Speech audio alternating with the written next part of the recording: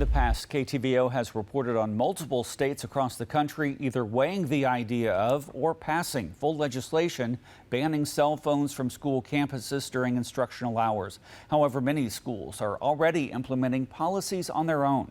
KTVO's Jordan Barr highlights one local school district which says its recent policy has been nothing but beneficial to its students. In July of 2023, Florida became the first state in the union to require all of its public schools to ban access to cell phones and other personal electronic devices during the school day. It also blocks students from accessing social media on district-owned technology.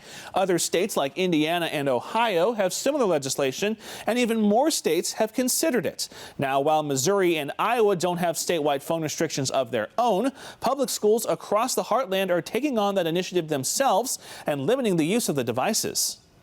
One such school is the Kirksville R3 School District. Since 2022, the district has used a policy that helps students retain their focus and make learning the top priority. So both at the middle school and the high school, the application of the no cell phones in the classroom apply. Students can take them to school with them, but they need to be in their locker all day. There's no cell phones throughout the instructional day, so from 7:30 to about 3:30.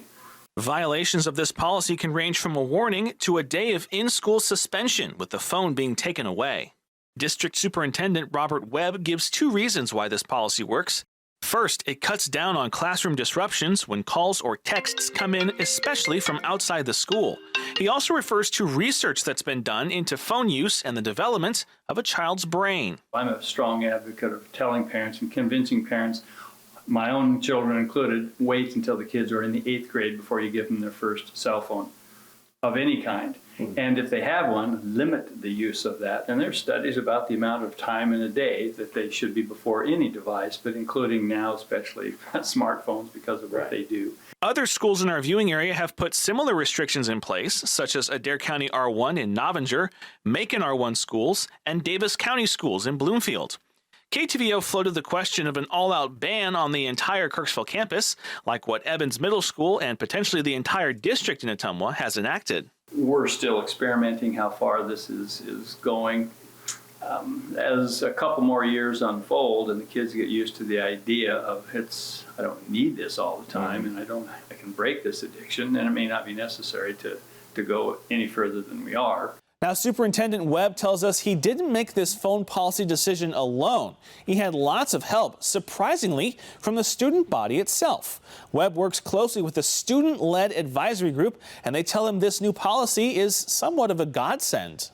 At first, they said, "Oh, you'll have riots on your hands, and oh, you shouldn't do that."